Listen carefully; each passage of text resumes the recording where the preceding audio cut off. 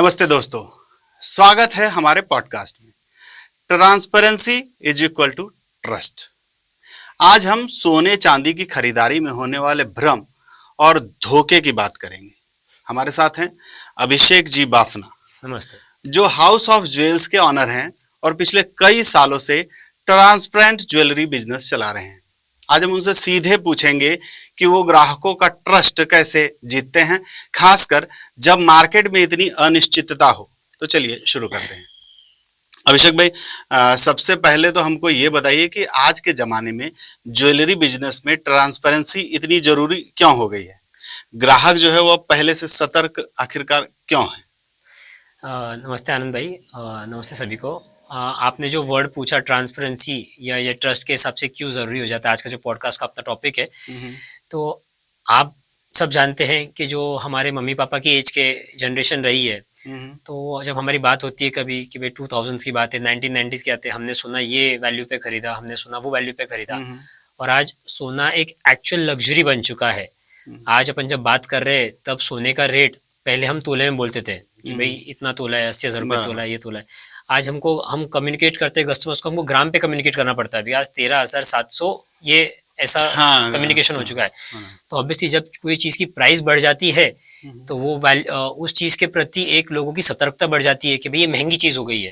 अब महंगी चीज़ लेनी है तो ठोक पीट के, अपन जो बोलते हैं एक फ्रेज है, ठोक पीट के लेनी पड़ती है, तो हर जगह देख के लेते हैं। अब जिसकी पॉलिसी सबसे साफ सुथरी क्लियर रहेगी, जहाँ तक मुझे ध्यान में आता है शायद ये स्टीव जॉब्स का कहना था, या फिर जब वो एप्पल में अपने प्रोडक्ट्स डिज़ाइन करते हैं, प्रोडक्ट्स हो या पॉलिसी हो, बट वो हर जगह इजीली अप्लाई होता है कि कीप इट सिंपल सिली। उनका कहना था किस फॉर्मूला यूज करिए, कीप इट सिंपल सिली, कि आप जितना उसको कॉम्प्लिकेट करोगे, जितना आप उसमें इफ्स एंड बट्स कंडीशंस डालोगे, कस्टमर्स उतना ही कंफ्यूज में रहेगा, यार ये समझ नहीं आ रहा है, ये क्यों हो रहा है। आप जितना सिंपल रखोगे उतना आसान है। और हमारी सारी पॉलिसीज काफ़ी सिंपल, काफ़ी स्ट्रेट फॉरवर्ड है। ये प्योरिटी का है तो ये प्राइस है, ये है तो ये है, ये है तो ये, बहुत ही क्लियर है। बट इसमें इफ्स एंड बट्स का काम नहीं आता। तो ट्रांसपेरेंसी जरूरी इसके लिए है क्योंकि आज गोल्ड रियल लग्जरी बन चुका है। आम आदमी की अफोर्डेबिलिटी के थोड़ा ऊपर जा रहा है। जो लोग पहले 24 कैरेट के दागिने करते थे, फिर 23 पे, फिर 22 पे, आज हालत ऐसी है, आज स्थिति ऐसी है कि शायद फ्यूचर में हमको 18 कैरेट के दागिने हर जगह देखने मिले। अभिषेक भाई, सोने की जो शुद्धता है उसके हिसाब से प्राइसिंग कैसे करते हैं आप लोग? क्या जो 22 कैरेट, 18 कैरेट या 24 कैरेट जो रहता है उसके लिए अलग अलग तरीके से कोई कैलकुलेशन होता है? ग्राहक को ये मतलब आप कैसे समझाते हैं? देखिए, जलगांव में ये पद्धत आई थिंक स्टार्टिंग 2018 या 16-18 के आसपास ही शुरू हो गई थी। पहले रहता था कि एक वेस्टेज जोड़ के रहता था, फिर प्राइसिंग में गोल्ड में पहले वेस्टेज जुड़ जाता था प्राइसिंग में ही, एंड फिर मेकिंग चार्ज अलग से लेते थे। बट सिंस ये 2018 के आसपास से सोना थोड़ा थोड़ा बढ़ने लग गया था, एंड एक फ्यूचर समझ में आ गया था कि जितना सोना बढ़ेगा, दो चीज़ें उसमें चेंज हुई थी उस समय पे, कि एक तो मेकिंग चार्जेस पर ग्राम से हटके परसेंटेज पे आ गए थे। सेकेंड हुआ था कि आपकी प्योरिटी वाइज प्राइसिंग हो गई थी, और ये जलगांव में बहुत पहले हुई थी। आज भी बड़े बड़े मार्केट से जो महाराष्ट्र के हैं वो प्योरिटी वाइज प्राइसिंग नहीं फॉलो करते हैं। वहाँ के कस्टमर जब हमारे पास आते हैं तो कहते हैं यार आपकी मेकिंग चार्जेस ज़्यादा है। और हम जब पूछते हैं आपके रेट क्या है, तो बोलते हैं यार हमारे रेट तो ये है। तो हमने अपने 22 कैरेट के रेट हमारे देखो, बोले हाँ फ़र्क है रेट में। आप घुमा फिरा के लोगे, बोल के लोगे, जैसे हम बोले हम बहुत सिंपल रखे हैं, स्ट्रेट फॉरवर्ड रखे हैं। तो 22 कैरेट को 22 कैरेट जो भी प्योरिटी का उसको वो प्राइसिंग से मल्टीप्लाई करते हैं। अभी आम आदमी को समझने के लिए कि प्योरिटी वाइज प्राइसिंग कैसे आप डिसाइड करते हो, 916 जो कहते हैं उसको 22 कैरेट कहते हैं। तो 100 का प्राइस इंटू 916%, 92 भी नहीं कह रहा हूँ मैं, 916 कह रहा हूँ। वो 4 पॉइंट का डिफरेंस भी है, वो भी हम कस्टमर की हित में रखते हैं। तो उतना प्राइसिंग से करते हो तो 22 कैरेट का प्राइसिंग आता है। 18 कैरेट के अंदर 75 से मल्टीप्लाई होता है, बिकॉज उसमें 18 कैरेट में अगर 100% एक मेटल का है तो उसमें 75% सोना, 25% दूसरे धातु है, और एक गवर्नमेंट मैंडेटेड है। क्योंकि आप प्योर सोना यूज करोगे तो प्योर सोने की ज्वेलरी बहुत जल्दी मुच जाती है, उसमें ज्यादा डिजाइन नहीं कर सकते, इट बेंड्स। तो थोड़ा स्टिफनेस लाने के लिए, थोड़ा डिजाइन में कारीगरी को एक हार्डनेस देने के लिए ये अलग अलग प्राइसिंग रहती है। तो वैसे हर एक का चार्ट रहता है। 91 जैसे 24 कैरेट है, जो प्राइमरी 3 है आज की तारीख में बता देता हूँ मैं आपको। 24 कैरेट में 2 पैटर्न्स आते हैं, एक 999 फाइन आता है और एक 995 आता है। जलगांव में अपन 995 पे चलते हैं। फिर 22 कैरेट में आता है 916 और 18 कैरेट में 75% गोल्ड। भाई, आपके यहाँ हॉलमार्क सोने पर जो 100% एक्सचेंज वैल्यू देने की पॉलिसीज है, या फिर पुराना सोना लेकर आए हुए ग्राहकों को कितना क्रेडिट मिलता है, और कोई डिस्कशन मतलब कब लगता है, क्यों होता है, अगर होता भी है तो? नहीं, देखिए, गवर्नमेंट ने ये बहुत अच्छा काम किया जब ये हॉलमार्किंग मैंडेटरी कर दी। जो काम पहले ऑर्गेनाइज नहीं था वो ऑर्गेनाइज तरीके से आने लग गया। एक कस्टमर को विश्वास आ गया, सोने के प्रति बेहतर विश्वास आ गया, क्योंकि हर मार्केट जलगांव जितना अच्छा मार्केट नहीं था पहले। आज भी कोई कोई मार्केट में आपको डिफरेंट प्योरिटीज के प्रोडक्ट मिलेंगे। तो गवर्नमेंट को स्टैंडर्डाइज करने के लिए उन्होंने अभी क्या कर दिया कि आप कोई भी कैरेट का प्रोडक्ट बेच रहे हो, वो कैरेट आपके पीस पे लिखा होना चाहिए। ओके। तो चाहे 24 कैरेट, तो 24 कैरेट का भी हॉल मार्किंग हो चुका है। मैंडेटरी हालांकि नहीं है, बट अभी जो एक सही तरीके से काम कर रहे हैं वो जरूरी है, करना शुरू कर चुके हैं। बदमाश लोगों के लिए जरा डिफिकल्ट हो जाएगा, और होना भी चाहिए, बिकॉज जैसे मैंने अपने पहले प्रश्न से बात हुई, अपना टॉपिक स्टार्ट हुआ था कि gold is the real luxury. आज ही हम लोग कैलकुलेट कर रहे थे, थोड़ा टॉपिक से जाऊंगा मैं, सोना चांदी दोनों के लिए, कि अगस्त से लेके दिसंबर एंड अभी जो अपना चल रहा है हाल, गोल्ड ने नहीं करते करते 35 से 36% रिटर्न दिया है 3 महीने के अंदर। मतलब आप स्टॉक्स भूल जाइए, आप लैंड भूल जाइए, आप मतलब per month almost 8 to 10% return है, which is fantastic. Similarly silver ने 120 था अगस्त में, आज 220 है, 83% ऑफ रिटर्न्स। मतलब इट इज अनइमेजिनेबल।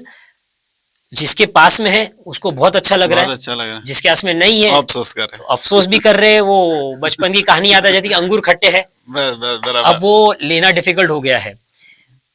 इसका दूसरा पहलू ये है, जब वैश्विक अस्थिरता, ग्लोबल ये वॉलेटिलिटी बढ़ जाती है तो बहुत डिफिकल्ट हो जाता है मार्केट में करना, और ये सारा प्रेशर हेज करने के लिए गोल्ड और सिल्वर ही याद आते हैं लोगों को। गोल्ड तो हेजिंग के लिए काम आ गया, और सिल्वर काम आ गया इसके लिए, अपने क्या कहते हैं, सिल्वर आता है ग्लोबल डिमांड सप्लाई। अभी जो ईवीज यूज हो रही है, आज भी एक आर्टिकल पढ़ा था, सैमसंग ने नहीं करते करते अभी ऐसी बैटरी बना रहे हैं जहां शायद 9 मिनट में पूरी बैटरी चार्ज होगी गाड़ी की, पर बैटरी 1 किलो चांदी चाहिए। और उन्होंने it is a very huge amount, उन्होंने 2 साल का प्री बुक्ड कॉन्ट्रैक्ट कर लिया था उस माइन वाले के साथ में कि हमको ये चांदी इस रेट पे आएगी। अच्छा। और वो माइन 2019 से बंद थी, क्यों? क्योंकि प्राइस कम थे चांदी के। ये पूरी पैराडॉक्स बोलते हैं, आयरनी बोलते हैं इंग्लिश में, इधर उधर हो चुका है कि पहले प्राइस कम थे उसके लिए माइन बंद थी, आज प्राइस इतने हो गए हैं कि लोगों के हाथ में मिल नहीं रहा है।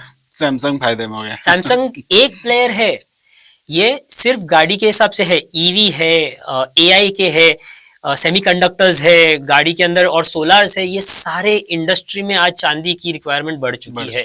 Cleaner energy is equal to silver, because वहां का बेसिक्स, जिसको साइंस पढ़ा है, साइंस में थोड़ा भी इंटरेस्ट है, जो ट्रांसमिशन ऑफ एनर्जी होता है वो इससे बहुत फास्ट होता है, तो उसमें एनर्जी लॉस भी नहीं होता है। तो उस कारण से सिल्वर का ये बढ़ चुका है। अपन जो बात कर रहे थे अभी प्योरिटी ऑफ प्राइसिंग और एक्सचेंज की, अपन कस्टमर को कैसे मिलता है, sorry coming back to the topic, but उसमें ऐसा हो जाता है कि आपकी जो प्योरिटी की चीज है, हमारे पास में कैरेट मीटर भी है, अपन उस पर चर्चा आराम से करेंगे। एक मशीन रहती है जो, अगेन, जो लोग आई थिंक 1990 से 1980 से सोना खरीद रहे, पापा दादा की जनरेशन वाले, तो उनको पता है, बोलते हैं ना कि कसौटी पे घसा गया है क्या, एक फ्रेज भी, मुहावरा भी है कि आपकी जिंदगी की कसौटी पे आपको घसा जाता था। तो कसौटी का अर्थ ये था कि उसमें आपको सोने की प्योरिटी, सोने का रंग समझ में आता था।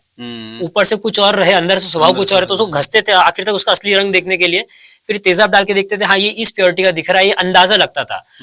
अब साइंस की बढ़ोतरी करने के कारण मशीनें आ गई है जिसमें हम सीधा उसको हल्का घसते, स्किन, अगेन वही बात होती है, ऊपर से परत हटाते हैं, नीचे क्या है वो रख के देखते हैं, उसमें पता चलता है कितना प्योर सोना है। तो सोने का बायबैक हम उस हिसाब से करते हैं। हॉलमार्क डे तो हमको करने की जरूरत नहीं, बिकॉज गवर्नमेंट ने मैंडेशन दिया है, हॉलमार्किंग नंबर है, सिर्फ जो भी मेल है, यूजेज पे मेल चढ़ जाता है वो हटा के हम लोग देखते हैं, वो प्योरिटी से बायबैक कर लेते हैं।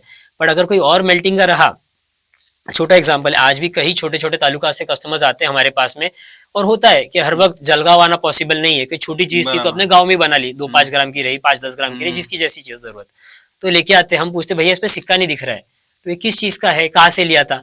पहले तो हम सिक्का पूछते हैं, क्योंकि कस्टमर से पूछो ये किसका है, तो उनको थोड़ा नेगेटिव हो जाता है, आपने ऐसे कैसे पूछा, सोना ही तो है। तो देखते हैं पहले और समझते हैं कि भाई ये क्या चीज थी।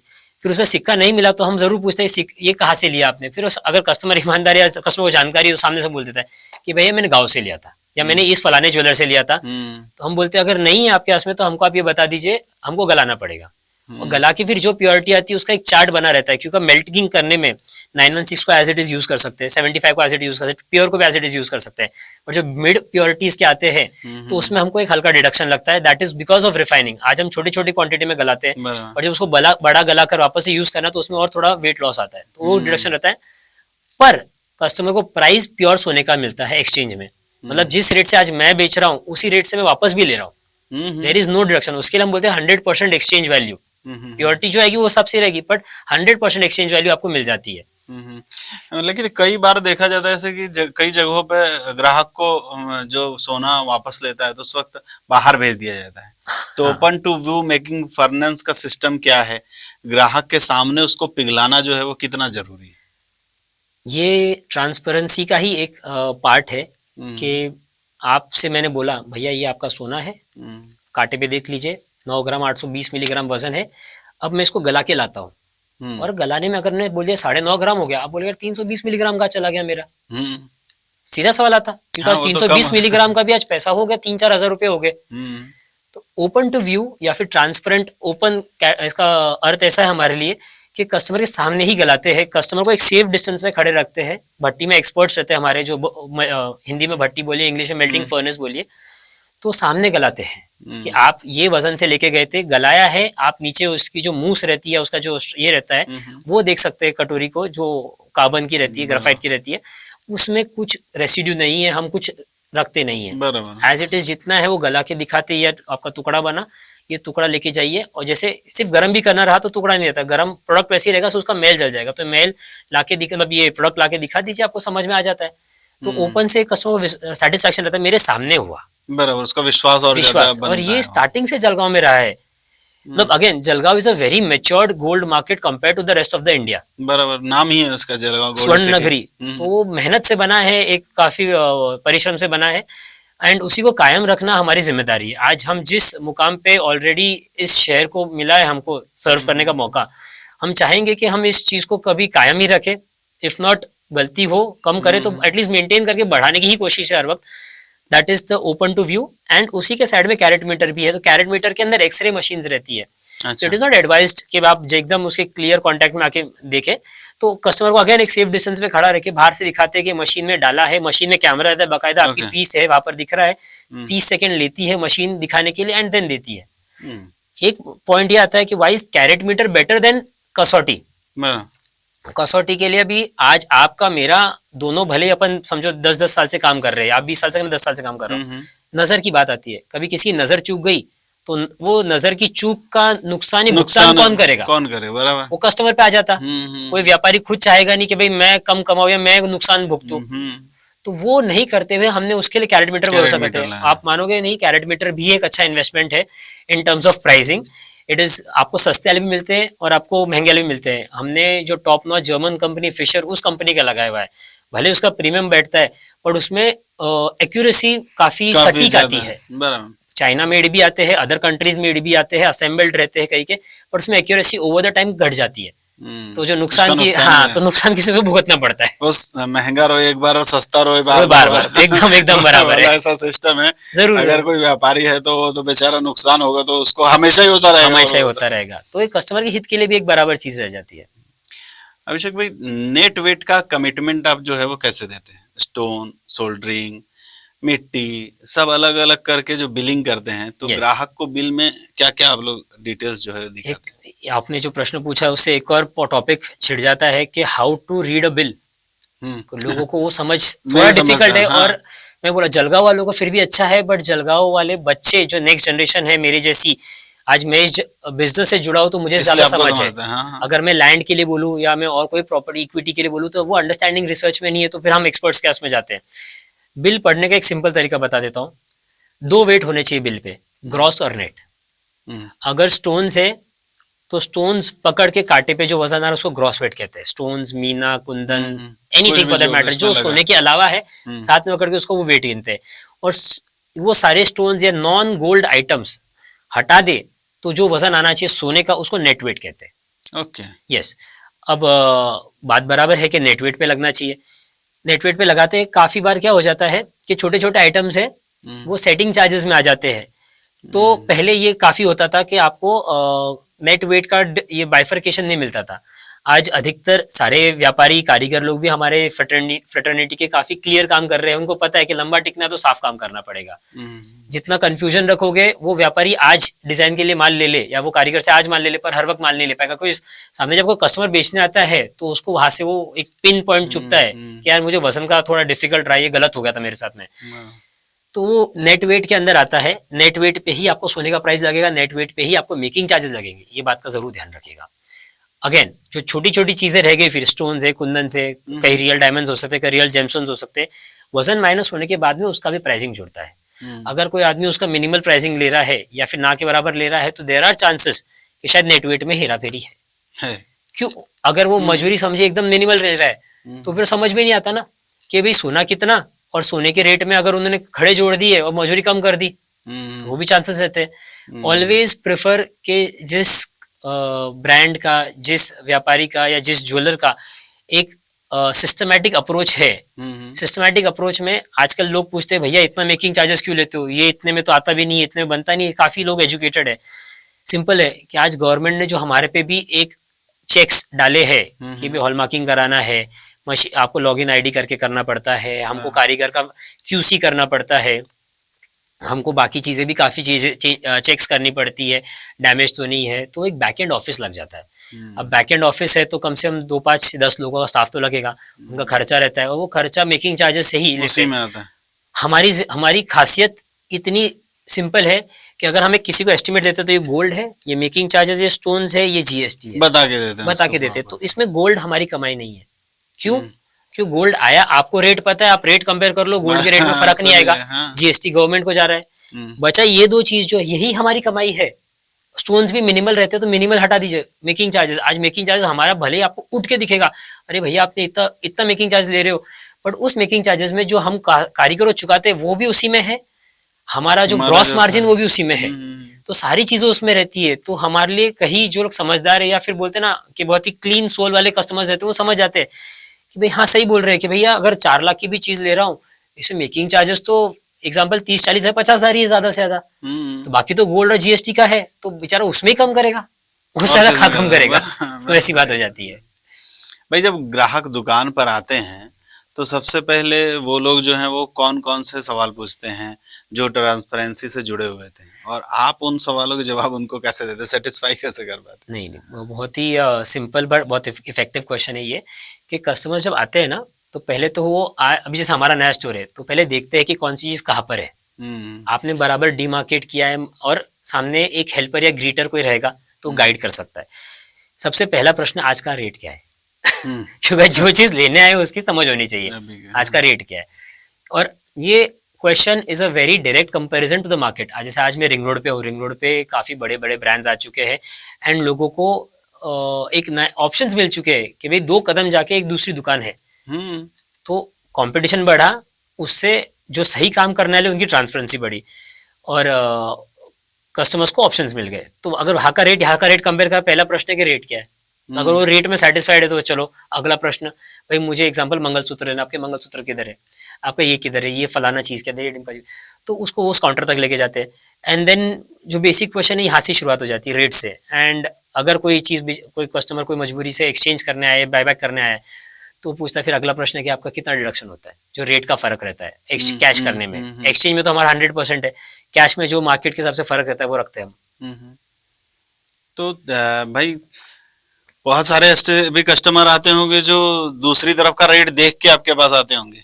हाँ बिल्कुल आते हैं, चर्चा करके, क्योंकि मेरी तक जहाँ जानकारी है अभी तक की रिंग रोड जो है वो पहले खाली पड़ा था, लेकिन अभी तो आपके पीछे पीछे कई सारे वहां पर गोल्ड ज्वेलरी की शॉप्स आ चुकी है। yes. वहां पे आपने हिम्मत करके उस जगह पे पहली शॉप सोने चांदी की शहर से बाहर, मतलब जो सराफा बाजार है उससे बाहर वहां पर खोली थी। yes. तो उस जगह पे लोग आते होंगे काफी सारे देख के इधर उधर। बिल्कुल बिल्कुल, ऐसे देखा जाए तो आई डोंट थिंक कुछ ज्यादा डिफरेंस है जलगांव सराफा एंड जलगांव सिटी का जो रिंग रोड का है। बट आजकल का जो कस्टमर है और एक नॉर्मल ह्यूमन टेंडेंसी है, कोई भी चीज लेगा तो कन्वीनियंट है क्या जाना उधर। आज कन्वीनियंस के दम पे ही ई कॉमर्स इतना बूम कर रहा है बराबर कि भाई आपको आज जलगांव में ब्लिंकिट आ चुका है, घर बैठे 10 मिनट में सब्जी आ रही है कि भाई बाहर जाने की जरूरत नहीं है। तो ये सोने की बात है अगर सेविंग्स होगी तो कस्टमर ट्रैवल करेगा, बट अगर रेट सेम है, एवरीथिंग इज सेम, तो कस्टमर बोले मैं इधर ही लूं, उधर गाड़ी लेके जाना is a very big difficult. अभी तो बहुत है, थोड़ा तकलीफ हो जाता है। एंड कोशिश बहुत कर रहे हैं जो लोकल ज्वेलर सारे। आपने जो बोला, हमने भले ही we are the first local jeweller जिसने इतनी बड़ी दुकान खोली है रिंग रोड पे, but at the same point हमने ये मार्केट टेस्ट किया था। आपको ध्यान में 4 साल पहले हमने राशि रत्न और चांदी का काम शुरू किया था, फिर उसके साथ में डायमंड ज्वेलरी शुरू करी थी। एंड इतना लोगों का अच्छा रिस्पॉन्स रहा, और हमारा सिंपल था कि राशि रत्न चांदी की ज्वेलरी शुरू करने के पीछे भी यही था कि आज कस्टमर, सोना महंगा है, चांदी सस्ती है, पर ऐसा मतलब ये नहीं कि चांदी के ग्राहकी नहीं रहती है। आज एक 4 व्हीलर वाला भी चांदी खरीदने आता है, तो चांदी को निगलेक्टेड नहीं फील करा कि चांदी को एक मेजर आइटम बना के हमने काम किया। इससे हमको 2 बेनिफिट, चांदी और राशि रत्न के लिए। आज राशि रत्न में भी मेरा छोटा भाई Rishabh Bafna, he is himself a gemmologist. वो एस्ट्रोलॉजर नहीं है, जेमोलॉजिस्ट है। मतलब उसको रत्नों की जानकारी है। तो उसमें क्या होता है कि कई जगह आज आप एज ए ज्वेलर खरीद रहे हो, आपको सिर्फ सोने का समझ आता है, आपको चांदी थोड़ी समझ आती है, राशि रत्न समझ नहीं आती, बट ये एक पार्ट एंड पार्सल प्रोडक्ट आपको रखना पड़ता है बोल के, तो आप रख लेते। आप भी एक व्यापारी से खरीदते कहीं ना कहीं, क्योंकि ये माइन से जाके तो लाना डिफिकल्ट है, और आपको मानो नहीं मानो ऑल ओवर वर्ल्ड से माइन से चीजें आती है। इंडिया में ये चीज, इसमें से शायद एक चीज को अच्छी से बनती होगी, बाकी हर चीज बाहर से ही आती है। इंडिया में हाँ पॉलिशिंग का काम हो जाता। तो हमको ये दोनों चीजों का अनुभव है। चांदी में भी हमारे पास में ऐसे कारीगर है जो डिफिकल्ट से डिफिकल्ट, चैलेंजिंग चीज बना के देते हैं। राशि रत्न भी हमको पता है कि कस्टमर ने अगर कुछ खरीदा है तो उसकी रियल वैल्यू क्या होनी चाहिए और उसकी ऑथेंटिसिटी है कि नहीं है। कई बार मार्केट से हमारे उसमें बेचारे कस्टमर्स आते बोलते हैं हमने पोखराज लिया था, पीला स्टोन पोखराज कॉमन था, पर वो कांच जैसा साफ है। और हम पूछते भैया क्या रेट में लिया होगा, हम ये पूछते भी नहीं कहीं से किस ज्वेलर से लिया, चलो वो किसी पे जाना नहीं, बट किया प्राइस में हमको समझ में आ जाता। अब कस्टमर को डायरेक्ट मना करना डिफिकल्ट हो जाता कि ये पोखराज नहीं था। हम बोलते भैया हमको लग रहा है आपका है आज्ञा, मतलब इफ यू ऑथराइज, हम लोग इसको भेज के लेबोरेटरी से टेस्ट करा लेंगे। एंड 10 में से 8 टाइम्स या 9 टाइम्स होता है कि वो पोखराज नहीं रहता है, वो सीजर कांच निकलता है। तो हमने वो चीज का ध्यान रखे, 4 साल हमने वो टेस्ट किया कि भाई कस्टमर्स तक हम पर्सनली, मैं और ऋषभ बैठ के ये चीज हर एक कस्टमर से मिलते थे, कोशिश करते थे कि हर कस्टमर सेटिस्फेक्शन हो, चाहे चांदी में हो चाहे कुछ में हो। वहां से शिफ्ट करके जब हमको रियलाइज हो गया कि नहीं ये मार्केट लॉन्ग टर्म में सस्टेनेबल है, तब हमने एक बड़ा स्टेप लेके गोल्ड ज्वेलरी के साथ सामने आपके सामने प्रस्तुत हुए थे। एंड बात वही हुई कि आज सारे इंटरनेशनल नेशनल ब्रांड्स इस रोड पे है, रिंग रोड पे। लोकल ज्वेलर्स भी कोशिश कर रहे हैं कोई ना कोई तरीके से आने की, बट रेट्स हाई होने के कारण, एक कैपेसिटी होने के कारण वापस आपने बढ़वा दिया ऐसा बोलना पड़ेगा मुझे। नहीं, ये डिमांड सप्लाई का खेल है। आज भी ऐसी न्यूज आती है कि एक्स ज्वेलर आना चाहता है, रिंग रोड पे जगह देख रहा है, और एक्स मतलब ब्रांडेड एक्स, मतलब बाहर का रीजनल नेशनल ब्रांड आना चाहता है। हमारे लिए फ्रैंकली बहुत आसान हो जाता है एज ए लोकल ज्वेलर, अपना कॉस्ट ऑफ ऑपरेशंस बहुत कम है।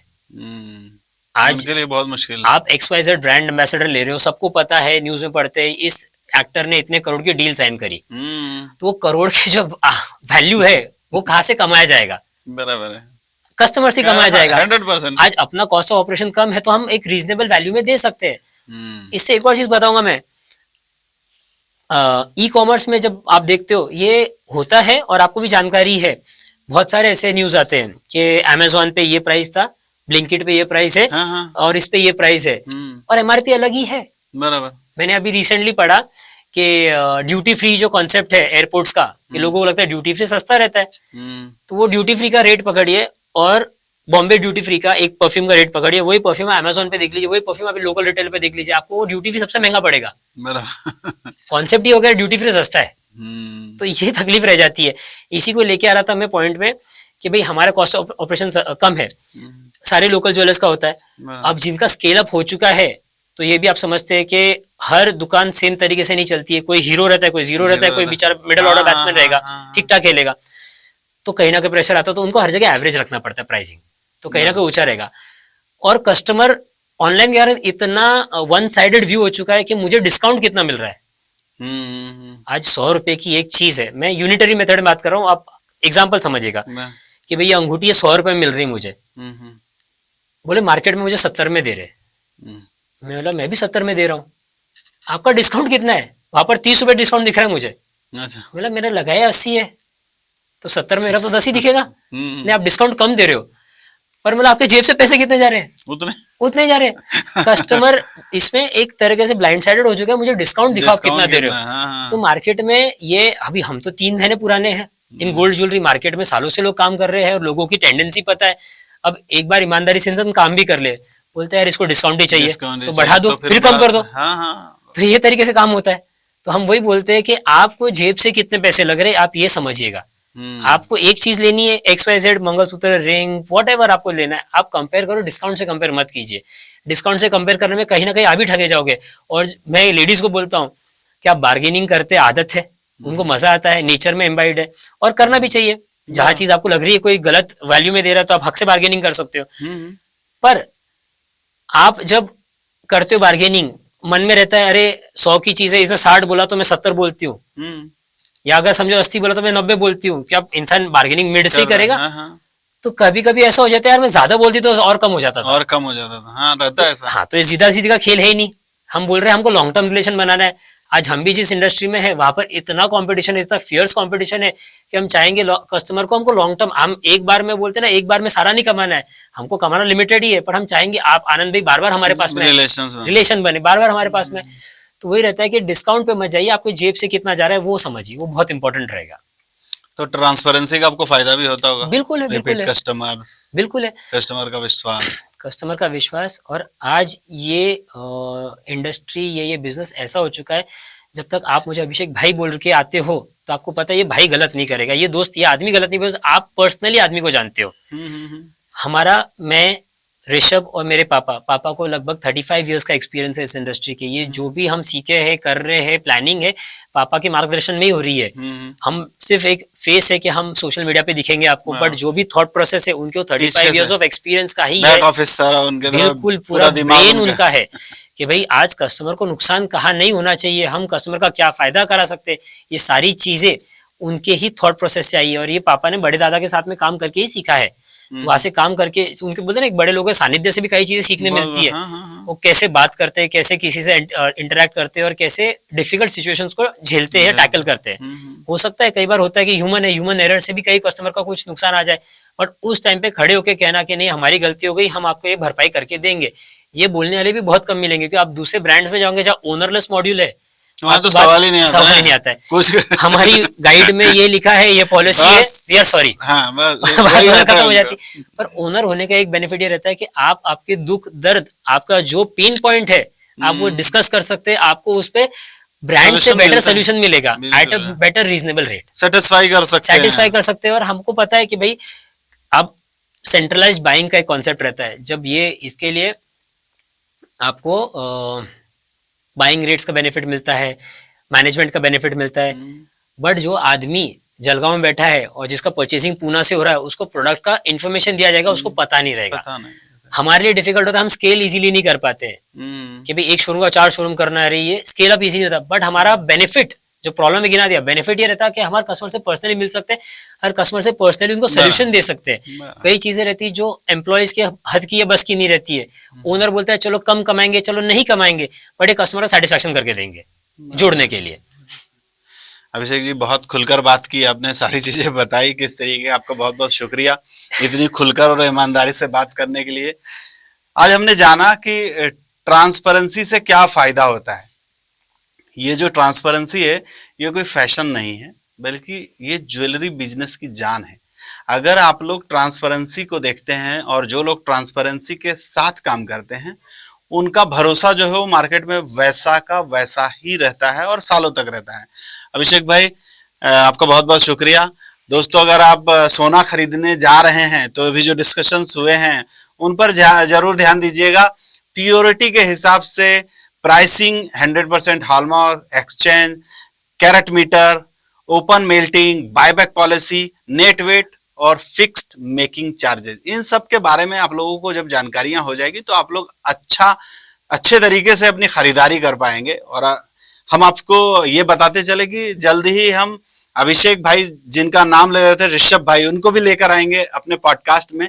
और जो राशि रत्न होते हैं वो किस तरीके से जज कर सकते हैं, कहाँ लेना चाहिए, किस तरीके से लेना चाहिए, उसमें क्या क्या खासियत होती है, क्या कमजोरियां होती है, ये सारी चीजें वहां भी डिस्कस करेंगे।